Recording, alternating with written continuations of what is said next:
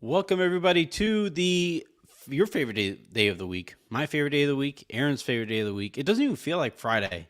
I'm I gonna be did. I honest. no, no. Don't lump me in with that. That's you. You say it's your favorite day of the week. I've never said that. It's not mine.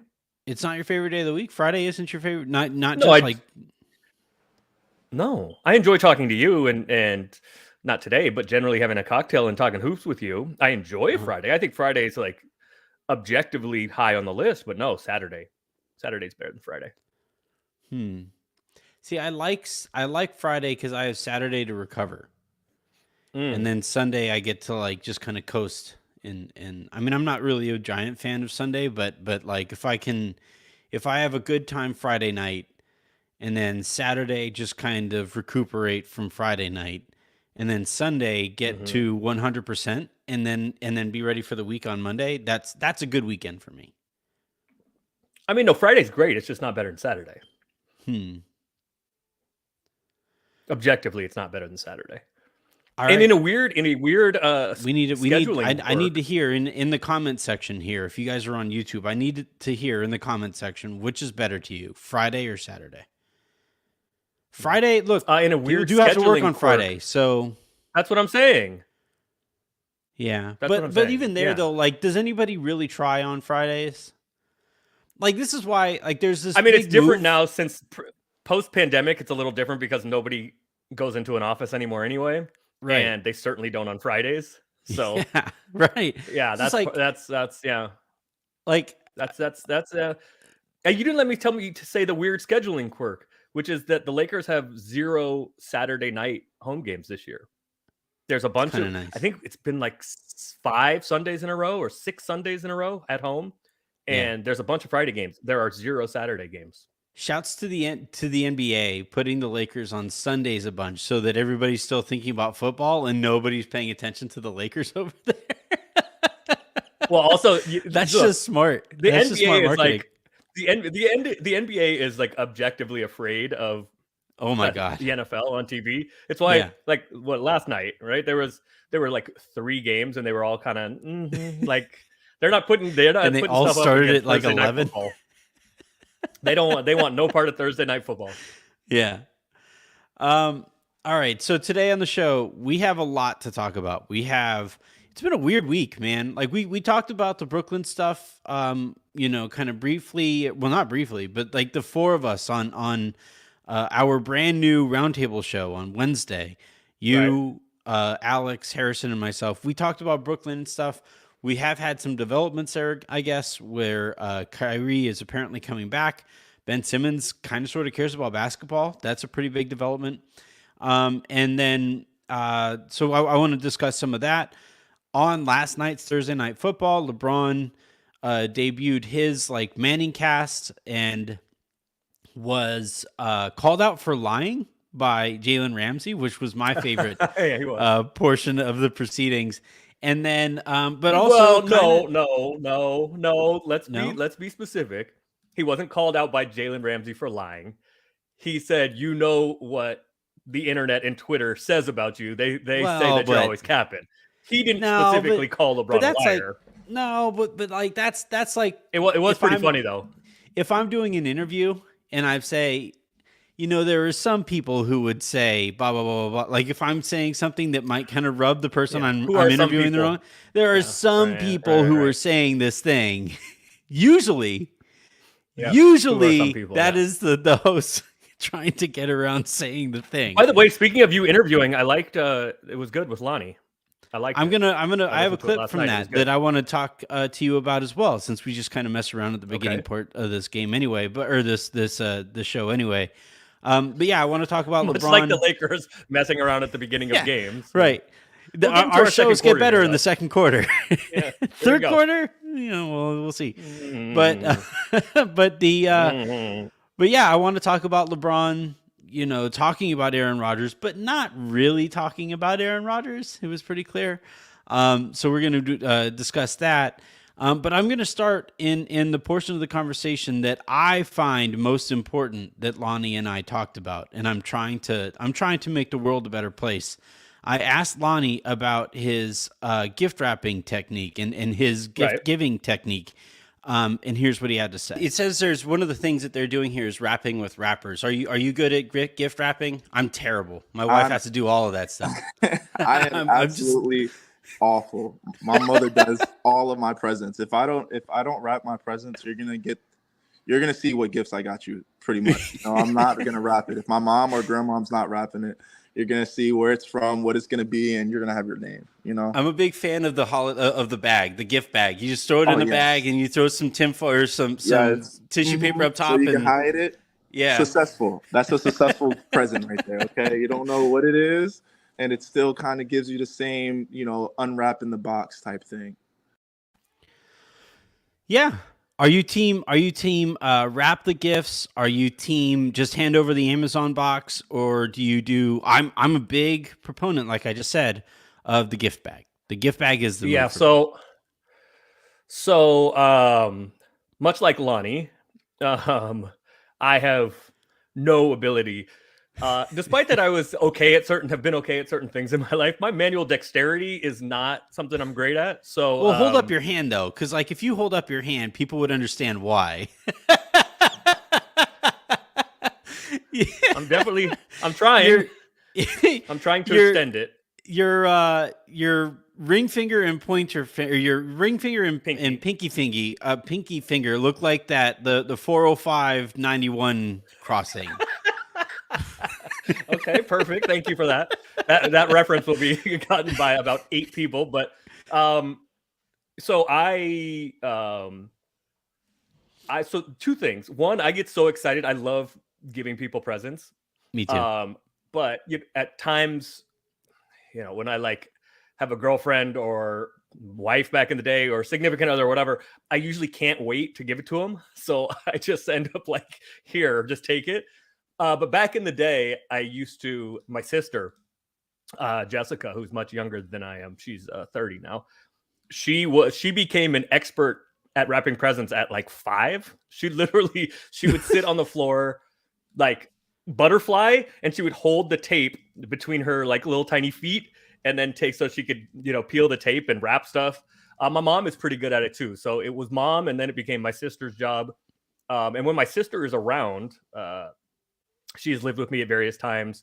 She lives in Boston now, but when she's around for the holidays and I can, she still handles all the present wrapping, because otherwise I'm just handing it to you or it's going in a gift bag.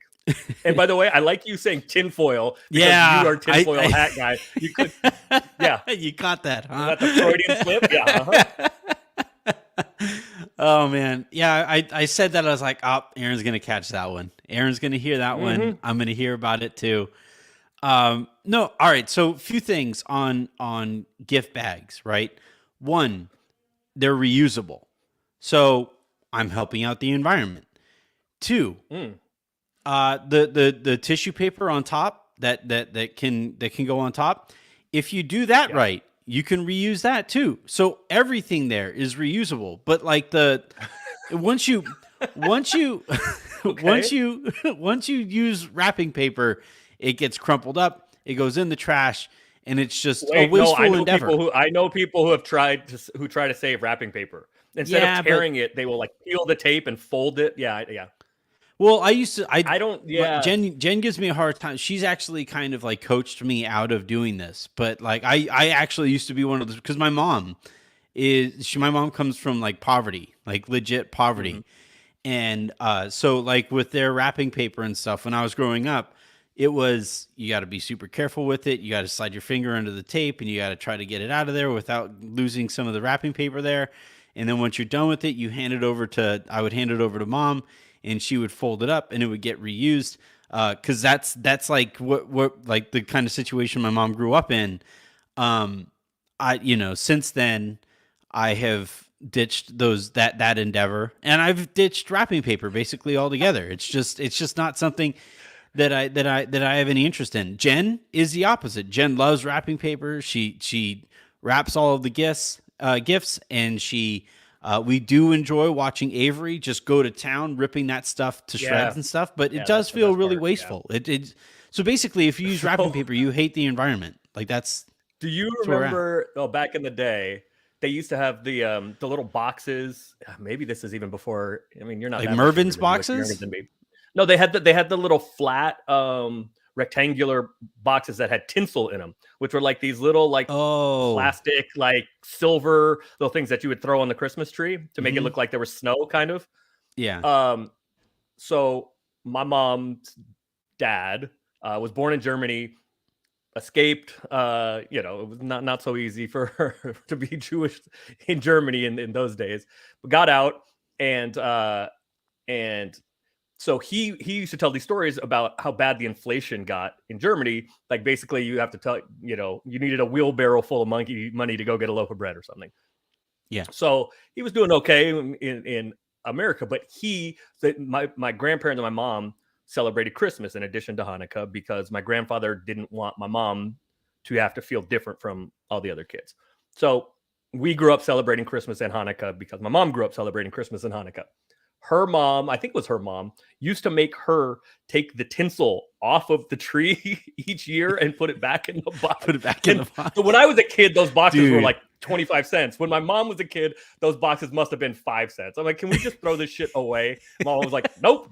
You got to take the tinsel off and put it back in the bag. We're going to use it again next year. We're going to what? Yeah. Here, I have $1. We can buy like Target's whole supply of this for the year. I have $1. Please? I don't want to. No. Jen had a cat. Apparently, the cat like used to eat the tinsel, and eventually, you're gonna pass that tinsel. So they would watch, they would see the cat, and there'd be some like a string of tinsel coming. And for people that are too young and don't know what this is, it's like these like It's very legit, very like- thin like mini streamers that look like they're basically made out of tinfoil. Yeah, And you used to like take them and throw them. You'd make it rain basically on your Christmas tree, and it would kind of emulate icicles and snow and whatever, and it would sparkle and all these wonderful things. It is a miserable experience trying to put tinsel back into a little it's a miserable experience. That's It's worse than unfurling the Christmas lights when they get tangled. My impoverished mom. That's it. I wouldn't even do canceled that. Christmas. That's it. No more Christmas. my mom and her poor family would still not do that. That's a step too far for them. They'd have been like, you know what? You can leave that on the tree. We'll You know throw how that away. lazy I am now about Christmas? I have a Christmas tree, a fake Christmas tree, because I'm not going to get a Christmas tree and throwing it into. Oh, That's I just too love much that's hassle. that's the one part of Christmas that I legit enjoy. I can't wait to take I'm not doing that anymore. kids to the I'm not doing that to the no more. Christmas Nope. tree farm. No more. I cut that thing I don't down even myself. I don't even like put the Christmas tree back in the box. The Christmas tree is decorated and just put back in a closet, and I just bring it out every year. I don't even take the ornaments down. None of that. I don't like. You're supposed to like comes in 3 parts. You take it apart, put it in the box, and nope, I ain't doing none of that. Christmas tree standing up, goes back in the closet, comes out, goes back to its spot. See, part of the And reason sometime in February when I get to it, it'll go back in the closet. part of the reason we got a fireplace foyer? for the house. No.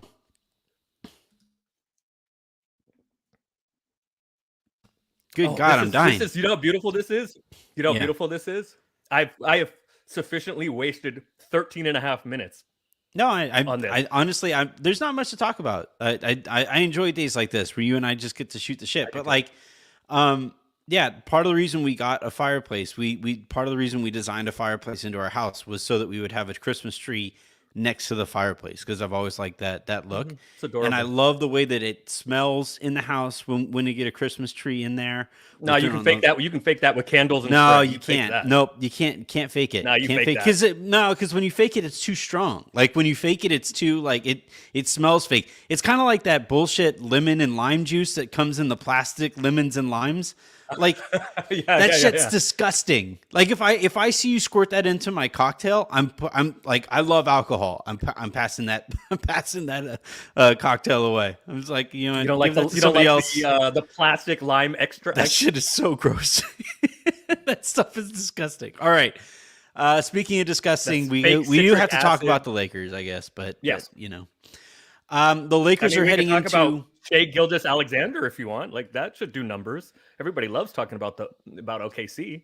I Worst team mean, in the NBA he's incredible by a wide margin. He is just absolute. Like, look, I liked Shea, you know, early on in his career with the Clippers. Obviously, OKC liked him enough to take him and prioritize him in the Paul George trade. But good God, nobody could have seen this coming. Nobody saw this coming, where he's legitimately one of the most efficient. He's had one of the most efficient starts to the season in the history of the sport. Yeah, when they start Ever. like when they start comparing numbers to and like the only comparisons are Wilt did this in 1962 and Yeah. Jordan did this in 87 or something. Like you're doing pretty well. You're off to a good start, Right. brother. Right. It's like guards who have scored 30 points while shooting over 50% from the field. And it's Michael, and Shea. It's a pretty good list. Just an It's a pretty good unbelievable list. start to the season. But you know what? It does bring up a kind of interesting question, and it's too early to talk about awards. But because of how jumbled the West is and how mediocre it is, like nobody from like Larry Markkanen's not winning MVP, right? And the Jazz have come back to earth too. And I mean, I guess Devin Booker could win it, but it's kind of interesting that all of these teams with the singular talents that you say, like, is Shea gonna win MVP? No, but Yeah. like their record isn't any good. But the best couple guys on the planet have been him and Steph. Luka's been fantastic. Dallas's record is fine. KD has been fantastic, but right now, as we have to hold our collective noses, because right now it's probably Jason Tatum, who is who's probably going to win. But as of right now, too much of a hater. But I think to it say brings that up on an my interesting discussion. If everybody in the West is all jumbled up, what I think there is some measure of team success that should factor into MVP. But Yeah. well, can a 7 seed win it if everybody's like, here we're 42 and 40, and Yeah. does that change your thinking at all? I don't know. I mean, I'm biased, but like when Kobe averaged 35 over the course of the season, I thought he should have won MVP for that year. And the Lakers were like a 7. Steve Nash. No, I think they were Steve the 8 Nash year? seed. Yeah. Steve Nash year. It was a white privilege trophy. One of the but two. like, Steve Nash years.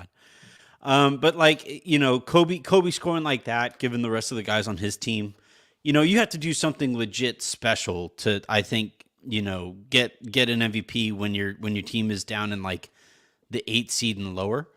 It's kind of like Shohei, right? Shohei Ohtani in baseball, where like he's going to be in baseball is different though, because baseball it's an individual. It's like individual outcomes that are collected at the end of the day. Basketball, I know. Like, It's somewhat it's different and it's not though, right? Because like the reason Judge won it this year over Shohei was because the Yankees were better. Like he was voted almost unanimously over Shohei. Yeah, and I think it was like 28 to 2, I think.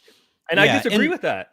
Well, what it actually was is he plays for the Yankees, and there's a whole bunch of the biggest voices in baseball are all on the East Coast, and those are the only games that they watch. I mean, to be fair, Aaron Judge had, he had a great season, all-time great season, but great. Shohei is legitimately the we are never going to see that again. Yeah, we are never, ever going to see that again. It's the closest thing to a basketball performance that you're going to see in baseball. Mike Trout has won a bunch of them, right? He's won 3 or 4 I think MVPs. Maybe won 2 or 3. I don't know. Oh, okay. Yeah. I think team success should should matter more in basketball because like you are interacting with your teammates much more than in baseball. Like whatever, right? Like in baseball, a pitcher can strike out the first 26 guys and then gets pulled.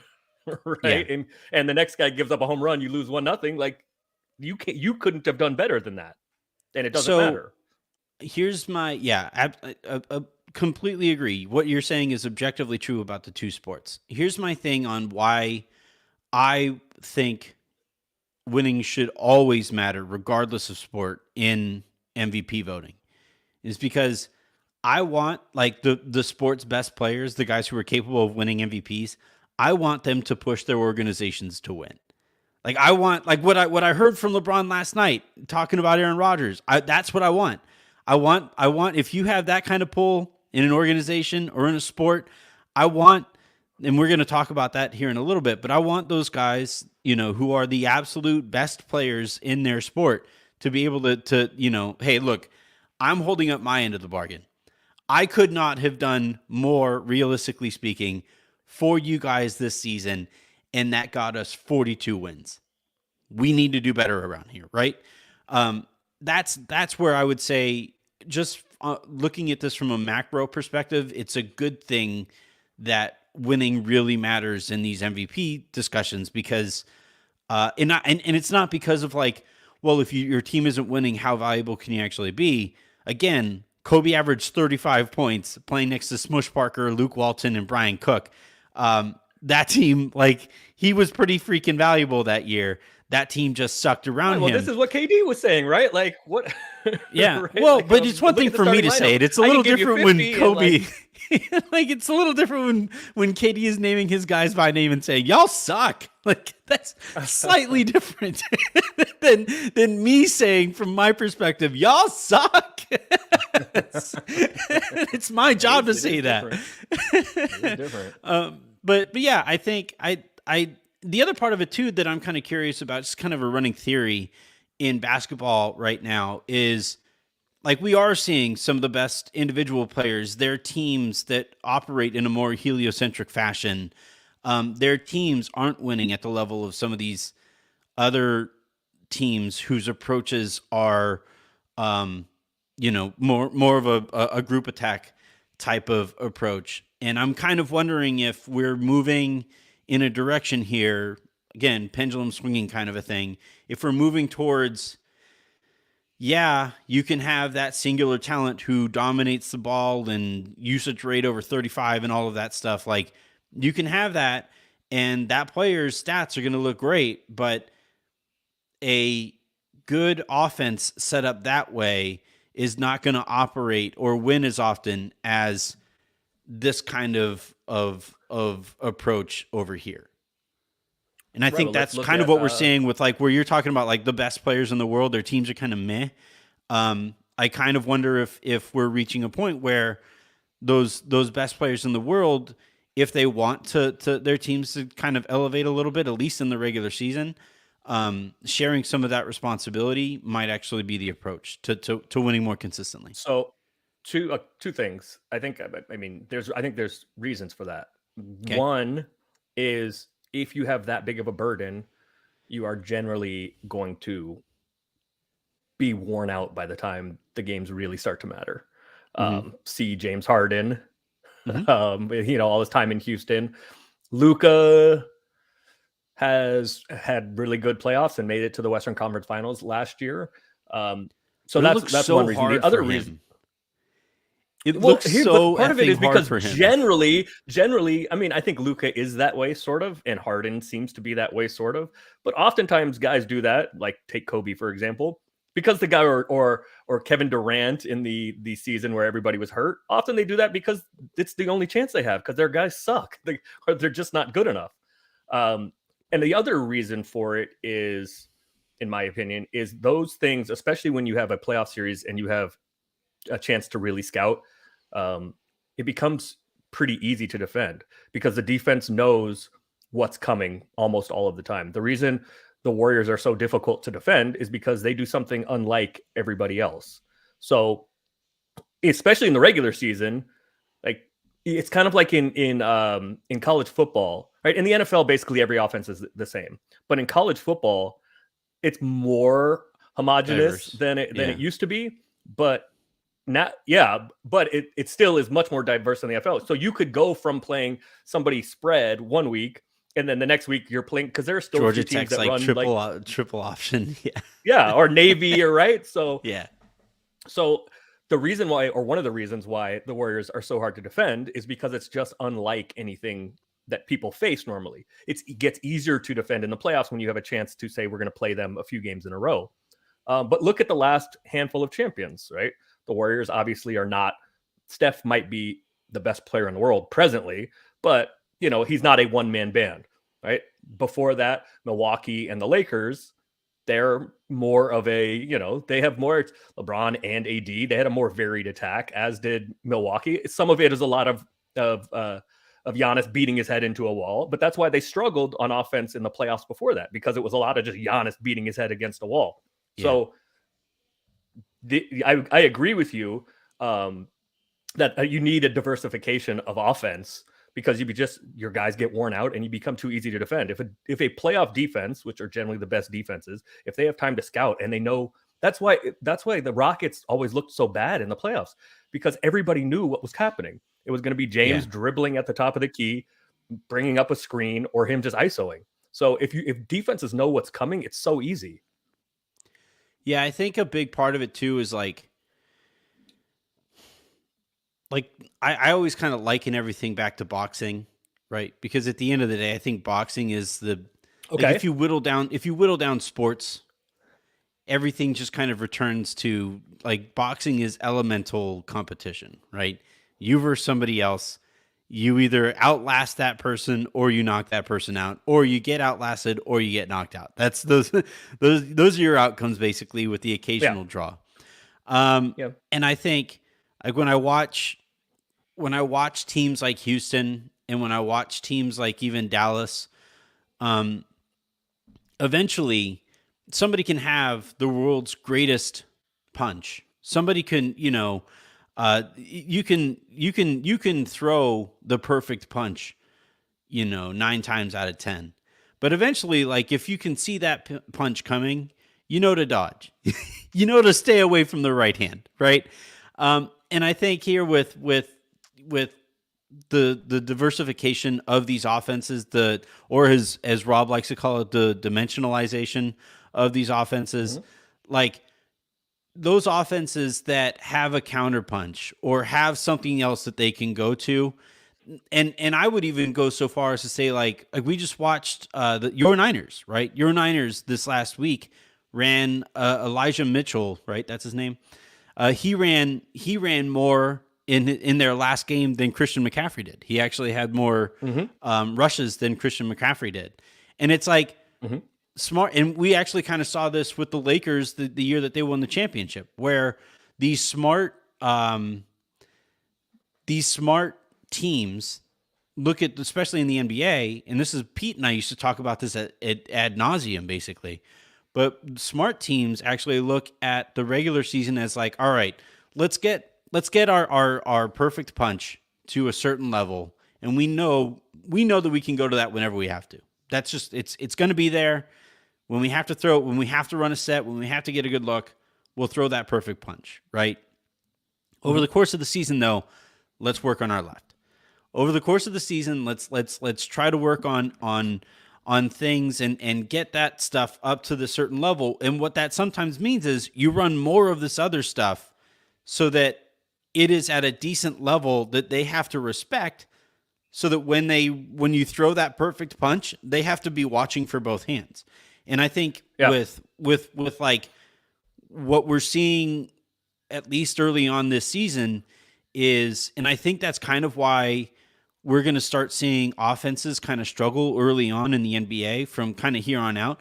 More and more teams are looking at the NBA's regular season as like, all right, we're looking at this in quarters. Quarter number 1, we feel this out. Let's work on that left hand. Let's work on these other options. And then over the course of the season, second quarter, third quarter, fourth quarter of the season, that's when you really start absolutely honing down that best pitch that you can throw, that best punch that you can throw, so that come postseason time, there is no defending it. That's I think how we're generally seeing this.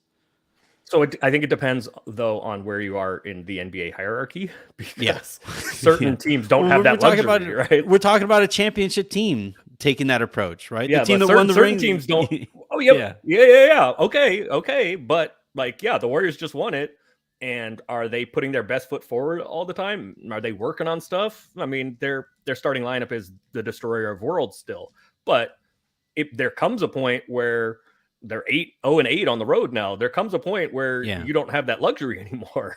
Right? Yeah. It comes a time where you be like, Steve Kerr famously had that quote, we're not chasing wins a couple years ago. Well, at some point you do just have to spam Steph Curry pick and roll. At some point you need to win games so you have a chance in those playoffs. I think this is one of the reasons why continuity matters so much, because then you can see it as a multiple year thing, right? Where you have that punch. If we're going to use another football analogy, you have that 2-point play or that 3rd and 1 play. Your best thing. So, and I think this is interesting about like Kawhi coming back because he was played last night. They won. He was like plus $1 million, and they won. It was a close game against Detroit. He only had 6 points. And this is my fear about them. Like, I don't know if because Kawhi has been out so long, I don't know that they have enough time now to develop their best punch and work on other stuff.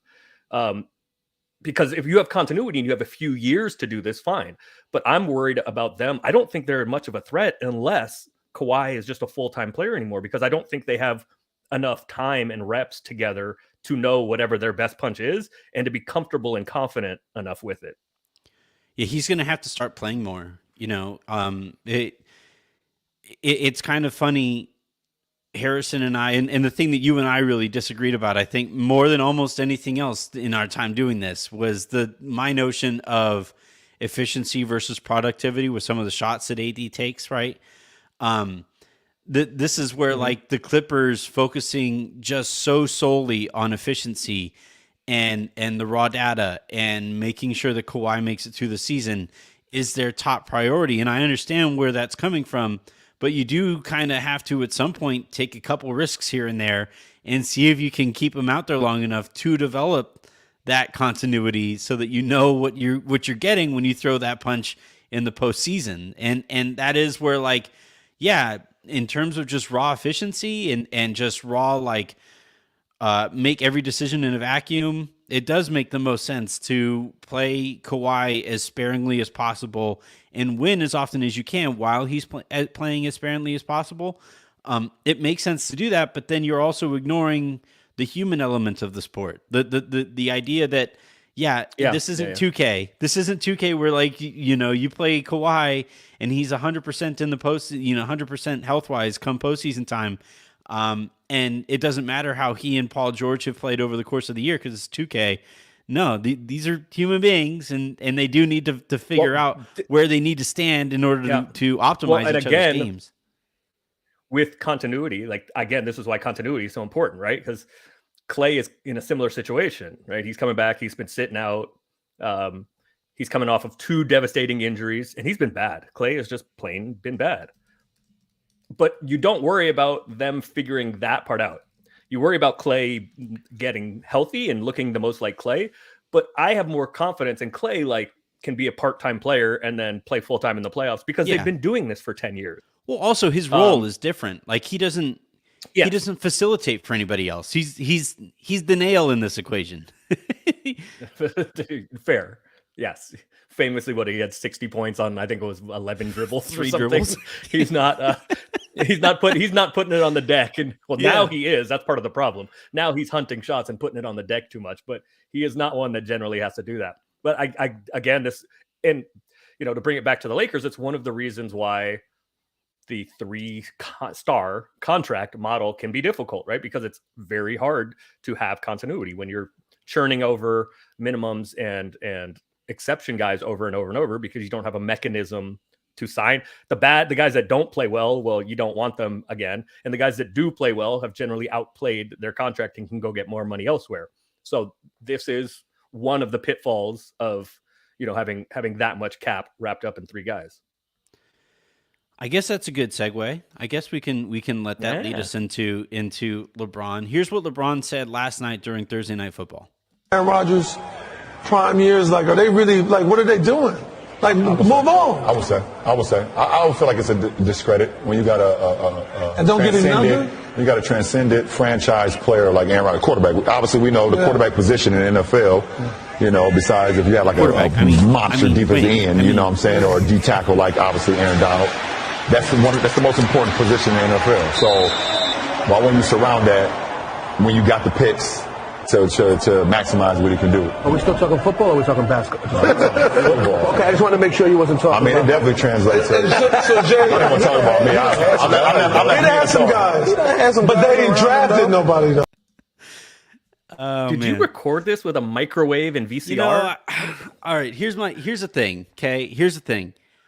I was grabbing what was that audio, phone that the Nokia brick with Snake on it?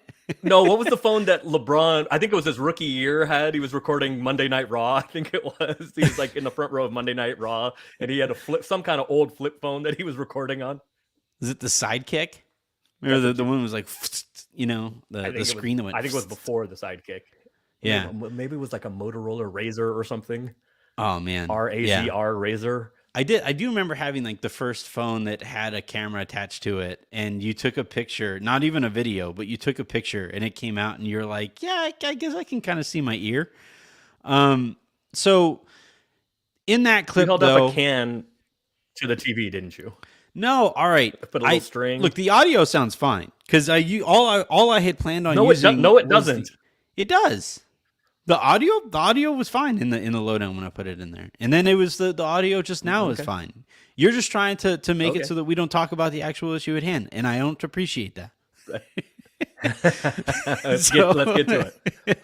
So LeBron, obviously he's talking about Aaron Rodgers, and he is talking about the Packers.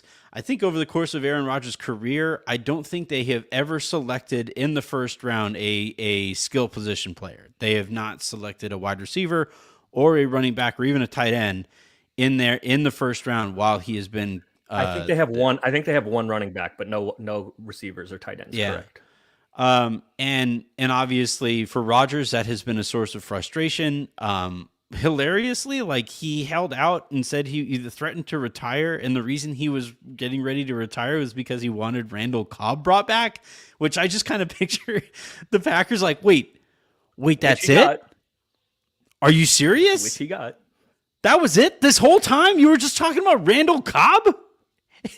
Well, I mean, losing Devontae Adams is not great. Well, right. Either. Well, but he didn't throw a stink over losing Devontae Adams. He didn't threaten to retire over losing. Yeah, you know why? Because it would be so hypocritical. Because he always takes every single penny he can get, so there's no money left.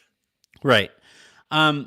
Which like all these other like Brady and all these other superstar quarterbacks end up restructuring to get help. Yeah. Well, look. Football shouldn't have a salary cap. Like let's be completely honest here. That sport makes way too much money for there to be a salary cap. It makes way too much money for there to be a number of players on your team cap. They say you can have 53 guys on that roster. You should be allowed to have 90 so that people could actually be healthy. But anyway, they do. They have practice squad. Right. But I'm saying like the idea that like on any given week a team could potentially run out of quarterbacks. Or like we see this, remember the one game, it was a Monday Night Football game, a team's long snapper got hurt and they literally couldn't punt or kick field goals for the entirety of that game because they didn't have anybody who could snap the ball. I think the rule at least the rule used to be you could have an emergency third quarterback, but if they came into the game, then the first two weren't allowed to play anymore. So most teams don't do that. Most teams now just have a guy, their quarterback, and the backup, and then some receiver that played quarterback in high school. Right. Be like, hey man, who was it? The Broncos in the COVID year literally started a wide receiver at quarterback. Oh, I remember that. I mean, I played quarterback like my freshman year at Rutgers, maybe, but like that was 5 years ago. I don't know, man. So I'm going to the thing I care about most, Cal football, big game. Cal Stanford, I've been to a million of them. And my mom went to Cal also. And she tells a story about how they used to drink slow gin fizzes before games. So they're like hanging out at a frat or some party, a pregame party, just pounding gin fizzes. This is back, this is a few years back. And they just get hammered. They go, her and all her friends, they go sit in the student section. And Cal's first three quarterbacks get hurt in the game. And the fourth quarterback is a friend of theirs and with them and is drunk. Oh, and they go over and didn't dress or anything. And they go and they ask over the PA for him to come down because they need him to play. He's drunk from the pregame party. And that's actually how I got this job. So, so yeah. LeBron is talking there. I gotta ask her his name. I don't remember his name, but that was the beginning of the Aaron Rodgers football career, and now he does ayahuasca before each game. So, so the obviously somebody there asked him about it. I think it was Jalen Ramsey said, like, are we talking about football or are we talking about basketball? Jalen Ramsey was low key the star of that show. He was really fun. He was really good at like poking and prodding LeBron. Usually he does these shop things and everybody just kind of gets out of LeBron's way when he starts talking. But Jalen Ramsey being like, hey man, everybody knows you lie a lot. Like, it was just so good. Not exactly a quote, but that was the inference. But so he asks LeBron, like, are we talking about football? Are we talking about basketball? And LeBron first was like, no, this is about football. And then he was like, yeah, but it actually translates. And so, look, I am obviously on the record having thought for a long time now that even before the season started, first task of the offseason should have been trading Russ, make the Indiana trade, get as much continuity as you can, let everybody just kind of figure out and hit the ground running when the season starts. The Lakers decided not to do that. They decided to start the season without having made that trade, and they wanted to wait 20 games before they figured out whether or not the season is worth committing to in that way. They are about 13 games in. 13 games in so far. So technically exactly. seven games to go. Their next 5 of those games: Detroit, San Antonio, at Phoenix, at San Antonio, and then I guess the 6th game there would be at home against Indiana. So, it's getting time to start making that decision and getting ready to make that decision. Let's also say finish the month at home, Portland. Yeah, that would be the 7th game. Yeah. That would be the 7th and 20th game of the season. And I don't think, like you always, one thing that you and I talk about a lot with LeBron is, and we said this about Kevin Durant, but it's especially the case here with LeBron, he doesn't do anything on accident. He doesn't say anything in public without a lot of thought and consideration on what might come of him saying or not saying certain things. And I think here, look, he did have a deal here, appears with, I think it was Amazon, where he did have this kind of like Manning cast thing set up. But as the Lakers get ready for what could be what is the last stretch before it's time to make that decision, I do think him saying this with this timing was once again kind of a reminder of like, hey guys, and this is, by the way, after Chris Haynes wrote that report about a week ago now about how LeBron and his people do not want to see him waste another year on another bad team while they wait for another offseason to maybe fix this roster. So I guess I think kind of goes without saying, you and I agree that that's the message here, that that's the intent on what he was doing here.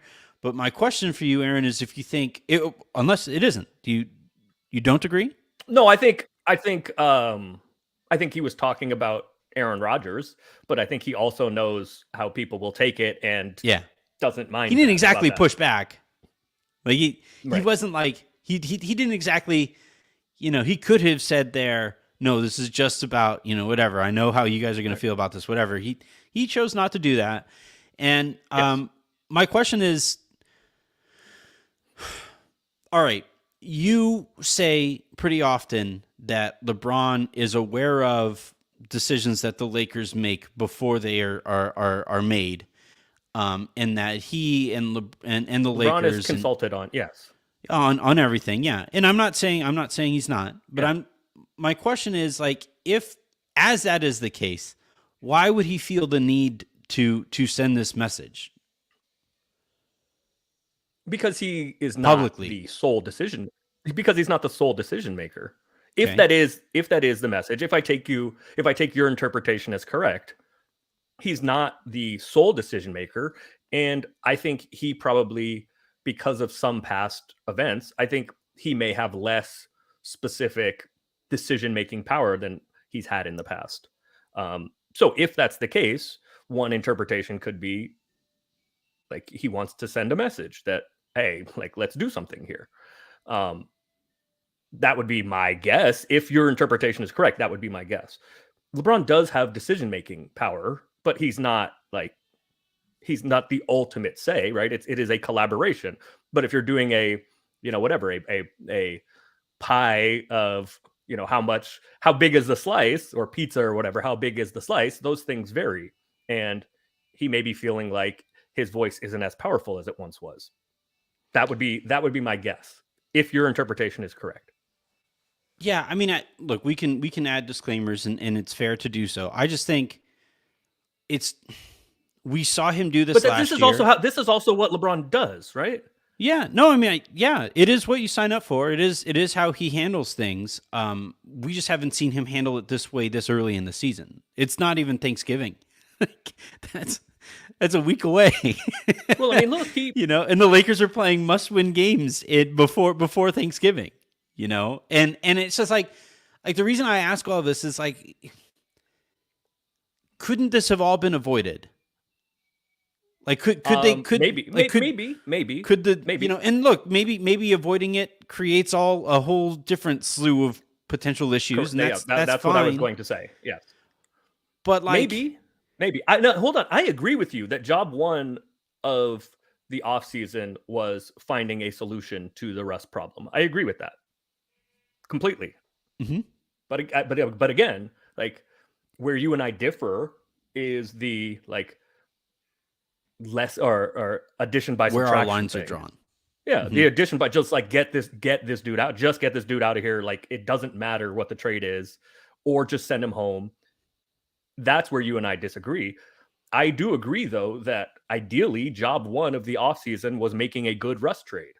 But yeah, I also think it's fair that if that trade wasn't there, or there was a thought that there could be a better one in the future, which still could be the case. I think it is a fair position that the Lakers have taken. I know it's frustrating, including for apparently LeBron, but LeBron knows what's going on. Everybody in this, they're different stakeholders. There are a bunch of different stakeholders, and they're not all going to have the exact same priority, right? Like, LeBron doesn't give a shit about a 2029 Lakers first round pick, right? And there are plenty of fans that don't either. Darius wrote something good about, kind of looking at how many picks the Lakers actually do have. Mm-hmm. Was a really good piece. But there are a lot of stakeholders here, and they have different priorities. But there is a world in which, in 2027 or 2029, when, LeBron is probably retired, and certainly almost assuredly not on the Lakers, and AD is, out of his prime and is either somewhere else or out of his prime, and Lakers fans are going to be doing like, wait, what were we thinking 5 years ago? Why did we trade this? What were we doing 5 years ago? If the Lakers make a great trade and it really improves this season, that's a different question. But if it doesn't change this season materially, there is certainly a world in which we go, what the fuck were we advocating for back then? Now we suck and don't have the pick. And we didn't really get anything out of it 5 years ago. Yeah, but I would just because you're right. There are going to be people who are arguing to trade the pick now. Yeah, right. There are going to be people who are currently advocating for trading both of the picks, and then 5 years from now say like, well, why'd you listen to me for it? Like that is going to happen. We aren't going to be able to avoid that if the Lakers are bad 5 years from now. But I feel like 5 years from now, it's going to be pretty easy to tell those people and offer up the context of, hey, 5 years ago, we had LeBron James and Anthony Davis with only maybe a couple years left together playing at a title-capable level, and committing to winning then and foregoing potentially competing now. Like that was worth the risk. Wait, hold on. Do you? But okay, yeah. That's conceptually the idea of it going in. Yes, but do you think Anthony Davis and LeBron are playing at a title-winning level? I don't think it's fair to evaluate given the god-awful roster that they have around them. I mean, it's the Eric Andre meme. right? Like That's fair. That's fair too. You shoot the roster in the face, and you're like, my point is, how could this there's a lot roster of not be nuance good? here. There's a lot of nuance, though. Like, for sure. There's a lot of moving parts and a lot of question and a lot of nuance. And a lot of Lakers fans are like, just do something, right? What is the other meme where it's like poking the stick, with the stick figure with the stick? Yeah, just do something, right? Mm-hmm. And I don't think it's that simple. I think there's nuance. No, definitely. I still agree that the Lakers should do something to get off of Russ and make this roster make more sense. But my line is the same. Like, unless that's going to materially impact something, then no.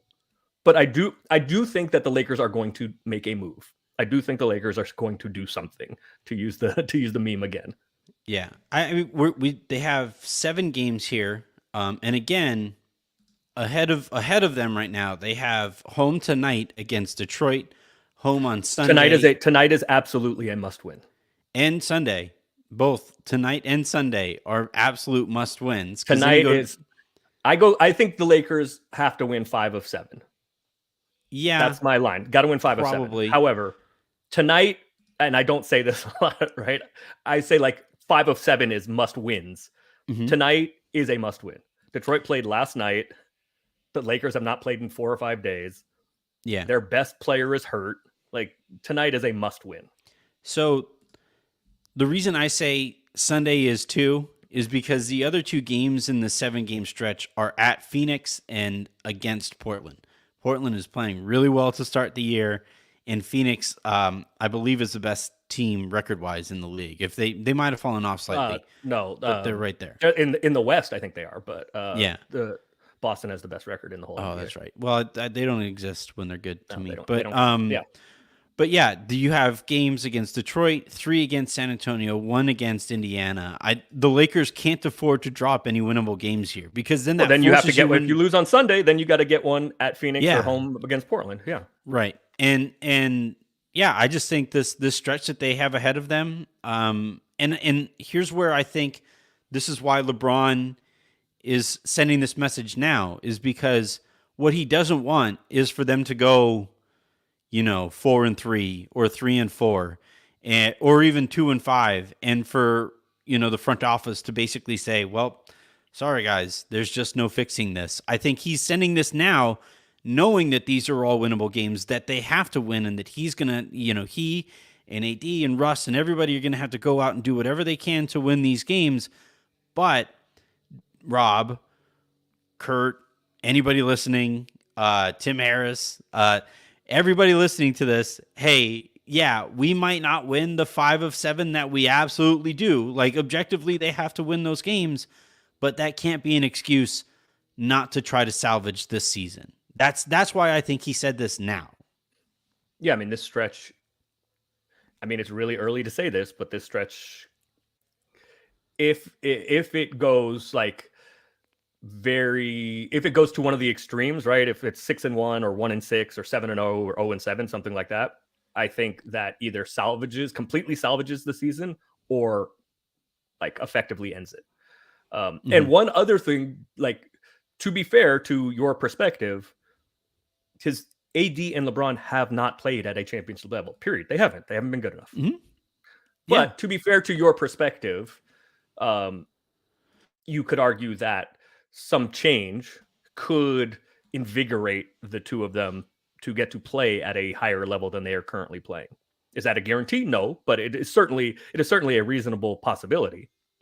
Yeah, that was kind of why I was against not making the trade heading into this year, is because you have this hanging over everybody's heads. And look, like Lonnie, he gave the good soldier quote last night or yesterday when I spoke to him about it, and saying that you got to block out the noise. That stuff can't affect me, and I'm a basketball player. I'm focused on playing basketball. That's all fine, right. But they're still human beings. It's just like we talked about with Kawhi Leonard. In 2K, you can kind of tune out I think you can literally turn off chemistry to where I don't know how everybody is getting along doesn't affect how the team plays. That's something you can turn off. This is the real world though, and that's not how this works. If if the team is kind of looking over their shoulders and waiting for a move to be made and looking at like, all right, well, if they bring somebody in at this position, what does this do to my minutes here? And if they bring in somebody at that position, how can that player help me? Or like if they bring in somebody at my position, does that mean that I don't get like the same kind of minutes that I was getting before?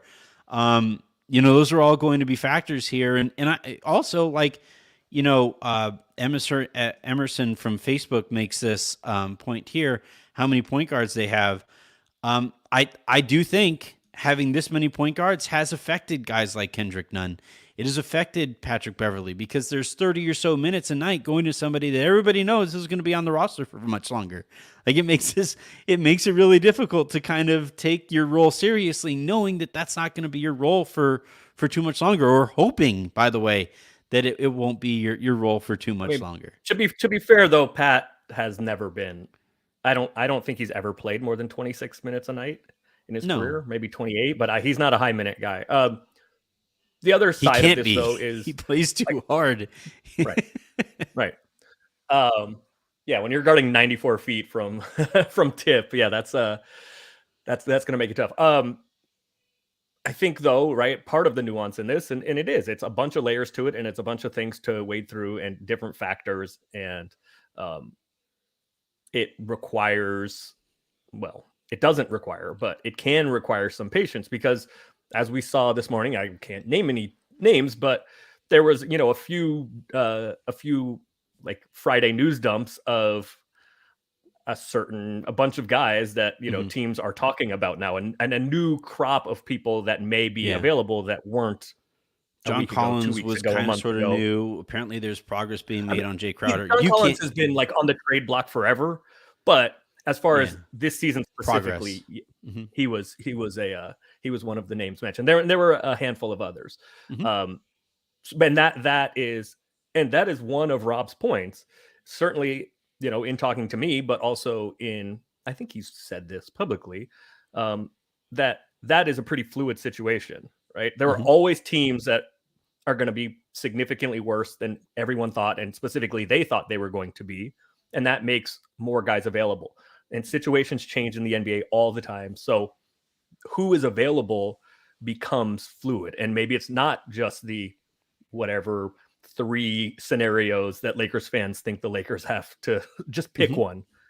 They're always it's very fluid, and not they specifically, but everybody is always making calls all over the league, figuring this thing out. And it's always fluid. Injuries change it, and 5-game losing streaks and 6 games winning streaks and all of this kind of thing. And the chemistry stuff you're talking about. And I'm not like, this is not a name specifically about this. It's just like, okay, going into Orlando season, this has nothing to do with the Lakers or trades or anything else. But going into the season, like everybody's like, okay, Mo Bamba's going to start, and Bol Bol has been buried. And then all of a sudden, Bol Bol comes in game 1 before Mo Bamba, and Mo Bamba plays like 4 minutes, and Bol Bol is now starting. And was like, wait, he was going to be the 13th man. So these kind of things change all the time.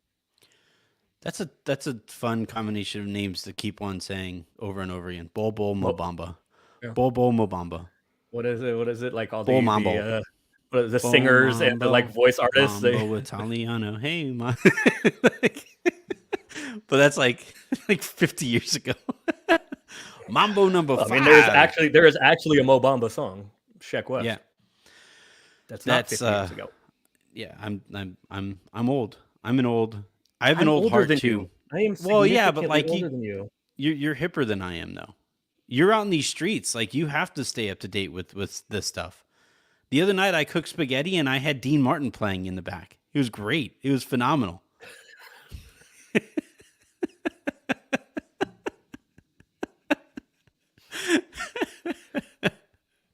All right. I think that's going to do it here for this episode of The Hook. This week's episodes here on the Sober Screen and Roll Podcast Network. We had a ton of good content. We've had a ton of good content here over the last couple of weeks. If you missed the conversation I had with Meta World Peace, I thought he was as entertaining as always, talking about his career, his post-career, what it's been like to retire at a young age, compared to the rest of us. Obviously, Lonnie Walker yesterday was a blast. But then on top of that stuff, we've had Raj handling spaces after every game. Mm-hmm. Those have been fun to tune into as well. We have our new combination on Sundays with the Can You Dig It crew in Jacob and Hani. And yeah, all of the rest of the stuff here. We had our brand new show on Wednesday that we debuted our roundtable concept. A bunch of great stuff. Make sure you hit that subscribe button, hit those reviews. You can subscribe here on YouTube, where all of our live conversations are going to be staying on there. So if you like watching Aaron's kind of awkward reactions to the things I say about the Lakers, that's great. And yeah, let's keep this thing rolling. So until next week, I'm Anthony Irwin. That was Aaron Larsol. This has been The Hook. Go Bears.